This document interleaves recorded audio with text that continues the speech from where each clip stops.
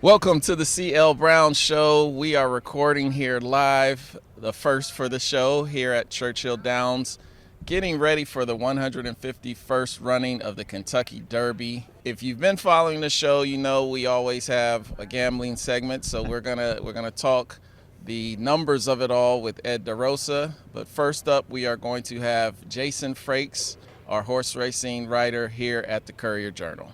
Jason, thank you for joining me. Thanks for having me. And you can see, diehard Atlanta Braves fan, never leaves home without it.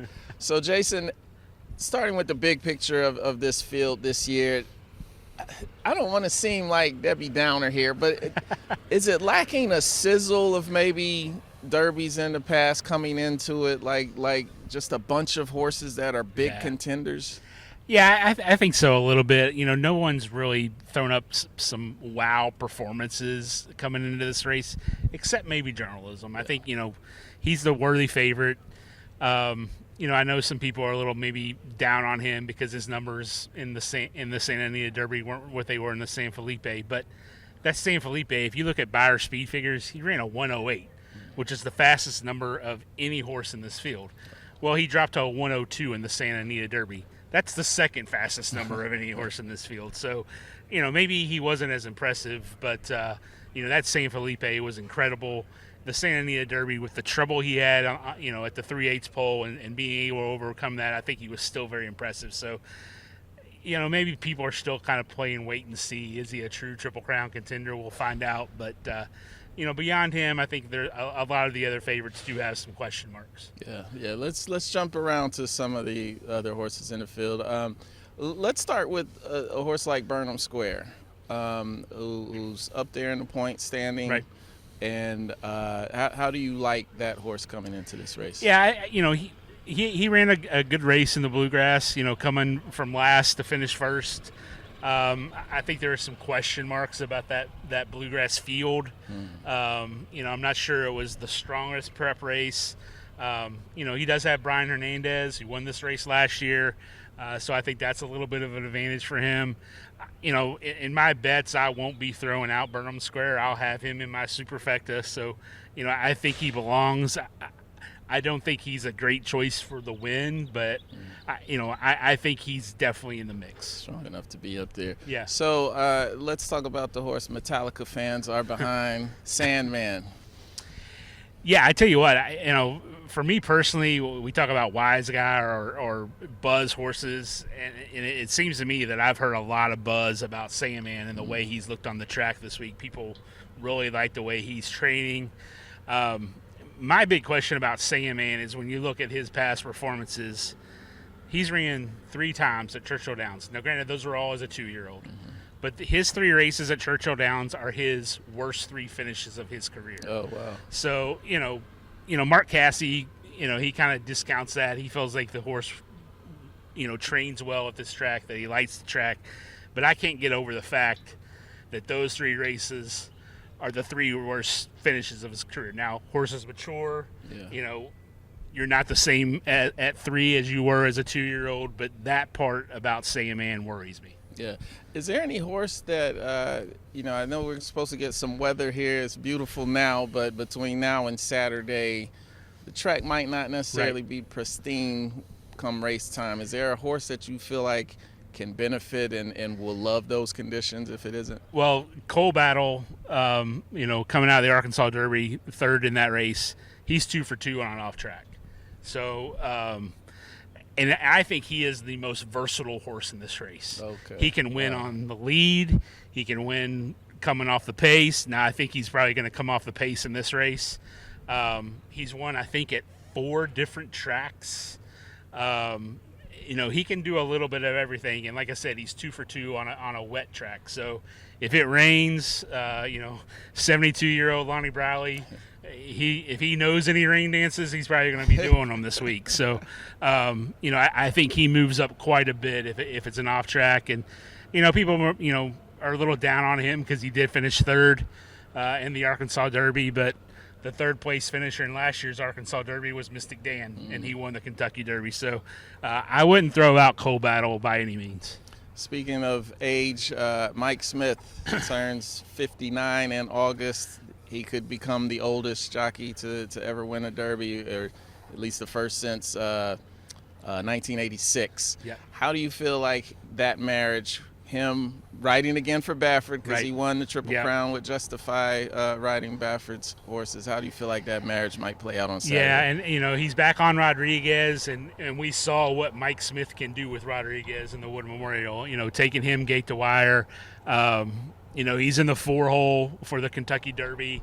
He's going to have to go early, and that's what he wants to do. So I think of any horse in this field, there's a lot of speed in this field. You look at East Avenue, you look at some of the others.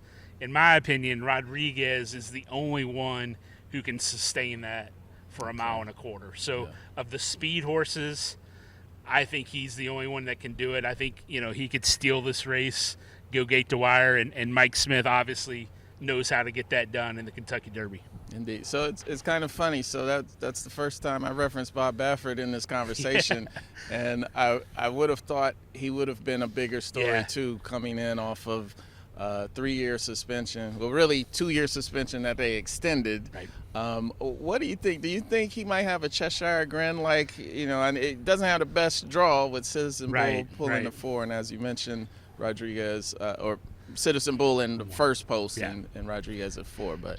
Yeah, I think you made a smart move coming here in November with Barnes, just kind of getting that whole first time back thing out of the way. And granted, it wasn't the same as coming back, for the first time to the Kentucky Derby, but he kind of got that story out of the way. So maybe that kind of took some of the shine off of it this week. He's still a huge story being back in the Kentucky Derby for the first time. I think part of it maybe he doesn't have the favorite, so but he still has 2 really good horses. We just talked about Rodriguez. Citizen Bull, I think we'd be talking about him more if he hadn't gotten the 1 post. It's been 1986 since the 1 post produced a winner, but Citizen Bull was a 2-year-old champ. 2-year-old champs don't have a great history of coming back and winning this race. Bob Baffert said he was out of shape. Essentially, is what he said about the Santa Anita Derby. He was Luca. Yeah, he did not have him in shape for that race. He feels like he has progressed since the Santa Anita Derby, and he feels like he will run his best race. Now, whether he can run his best race from the 1-hole remains to be seen. Yeah. So looking locally, Brad Cox with Flying Gambit in it, with Beckman. Is this the year? Now, technically, Brad has won the Kentucky Derby before. Technically. But he still even says he doesn't feel like he has because of the way it went down with the disqualification. So, where do you see? Is this a year where the whole city can celebrate? I know a lot of people are really like Final Gambit. I'm not one of those people.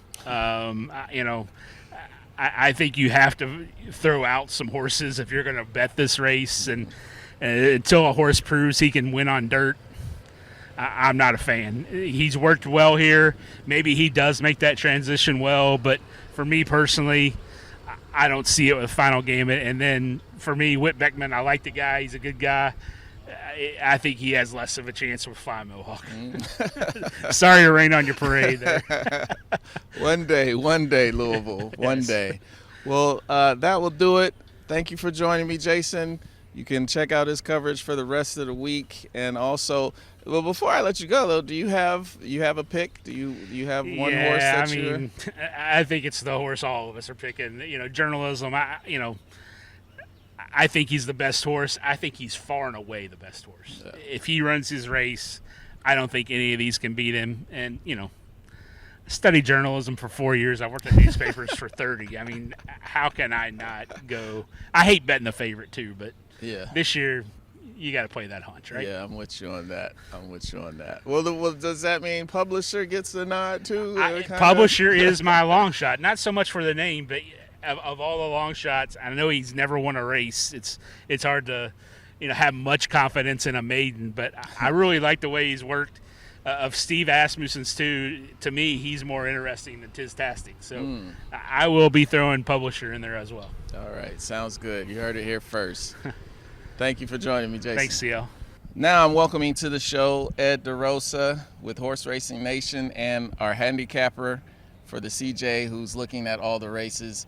I'm going to do this a little different. All right. Let's start with, because we know the favorites and everything, but let's start with who you look at as your favorite long shot in this race. And I have one this year. Sometimes you have a few, but I have some conviction on the long shot this year, and that's number 19, Chunk of Gold. And I always tell people I like betting 19 because it's my birthday, so it's the only race I can actually bet 19. But this year I'm excited about it. More often than not, it seems like, who's this horse? Chunk of Gold, though, I'm excited. I loved his run in the Louisiana Derby. Sort of had a reputation as a closer. He was closer to the pace in the Louisiana Derby. His trainer, Ethan West, has said here in this race, even with the outside post, they're planning on that mid-pack run again. I love that he already has that experience of doing that in Louisiana Derby. I thought his last two races were solid. He would need to take a big step forward to win, but in terms of hitting the trifecta, I think he's the right price, and he's shown he's in form. And I have no reason to think he can't move forward off training at Turfway Park. So Chunk of Gold absolutely is my long shot selection. Yeah, that's what I was going to ask you. The post doesn't concern you at all? Like that isn't ideal. If you had given me a choice, it wouldn't have been 19, admittedly. But he does have a style where, like his trainer said, they don't need to drop all the way back. He's certainly not going to be on the lead, so he won't lose ground in that manner. There is some chance that he ends up getting hung out if he tries to, let's say, hook journalism and go too soon. But I'm going to trust Jareth Loveberry. He rode a great race, won second on two fills a few years ago. He fits this horse well. I'm not going to let the post talk me off a 40-1 horse. Okay, now let's skip over to a horse that, as of the recording of this show, he's not even in it in the field yet, but Baeza. Second to journalism in the Santa Anita Derby, which was only a field of 5, which is why he doesn't have the points right now to be in the field. But considering how scratches go and everything, maybe he's going to get in. He's a horse that I personally like and think might have something to say on Saturday. Absolutely. What's your view on handicapping? Totally agree. There's sort of micro and macro things going on with this horse. Micro level, he belongs in the race. He is absolutely one of the 20 best 3-year-olds pointing for here. Macro was it right to reduce the points because of the field size?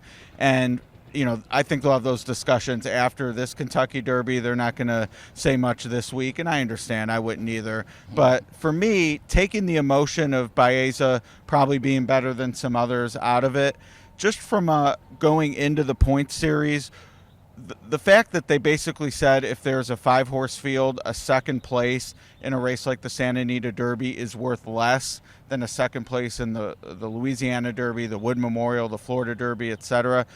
To me, that's the issue. 5-horse field or not, a second place in a major Kentucky Derby prep, I think at that point they should all be equal. You want to take points away from 4th or 5th, I get it.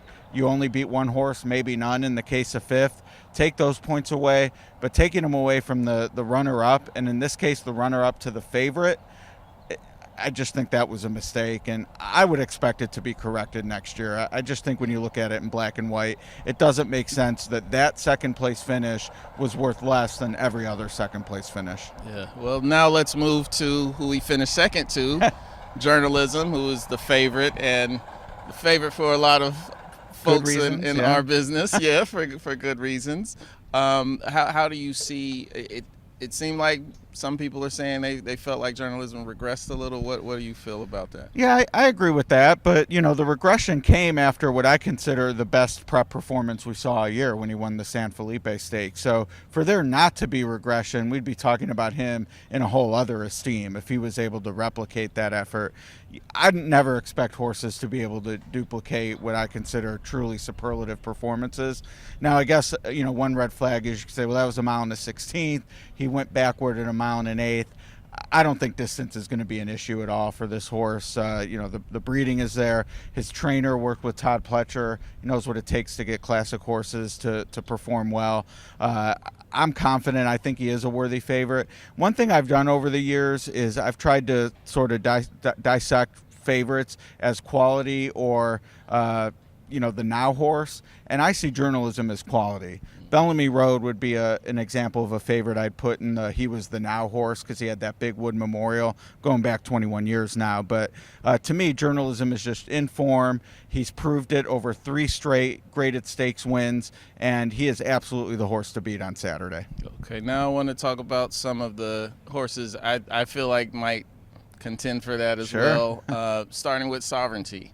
Now, I didn't like the fact that he got post 18 Right. and would have liked for a better draw for him, but how do you see, what do you feel about Sovereignty in this race? Yeah, he's probably going to be the second or third choice. So even though I said, I'm not worried about post 19 for Chunk of Gold, the big difference with Sovereignty is he's going to be a much shorter price. So at that point, you could say, well, post maybe is a reason I'm not as excited about him. But certainly from an on-paper talent perspective, he fits. He is a deserving second or third choice behind journalism. I love the fact that Bill Mott had the confidence to run him as a maiden here at a stakes last year at Churchill Downs, which he won. So he has the experience over the track as well. Not discouraged by that Florida Derby loss. A, Tapan Street's a good horse, but B, Sovereignty didn't have his regular jockey.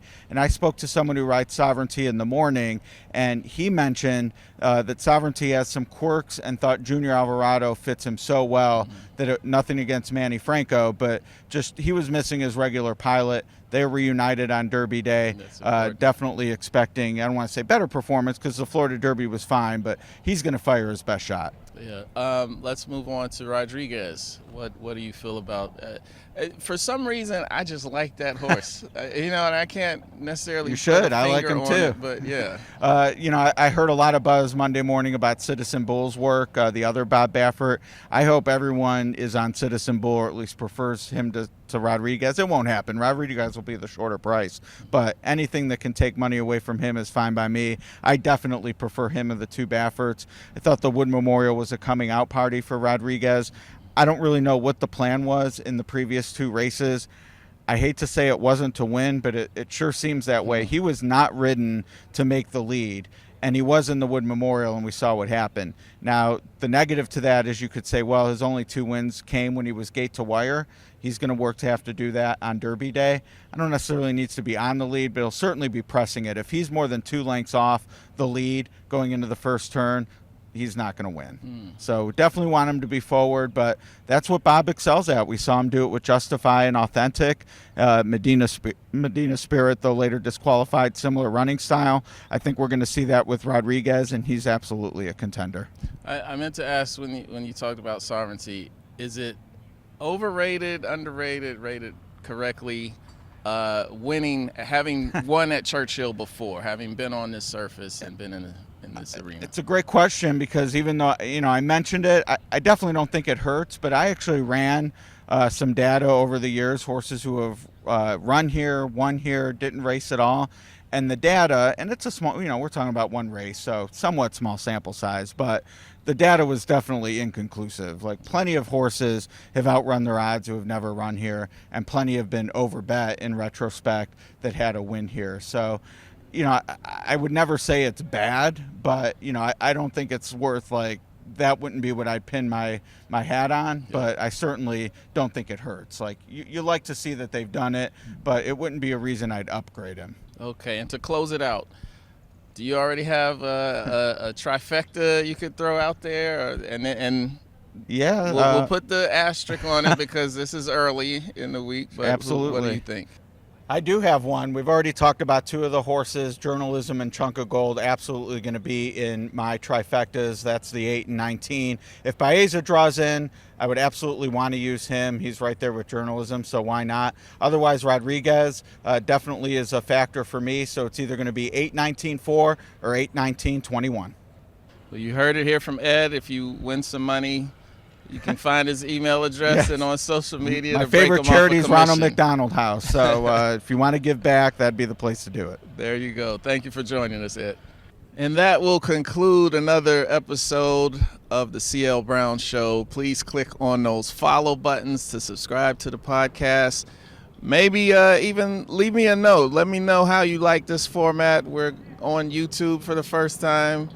We've done a live show before. Maybe we start doing this more. You let me know. I want to do what the people want me to do. But if you don't Subscribe to the pod. You can always catch my columns at courierjournal.com. Please leave 5-star reviews too, so this podcast gets out on the algorithm. I will catch you next week in a more traditional setting where you're just hearing my voice, but thank you for tuning in.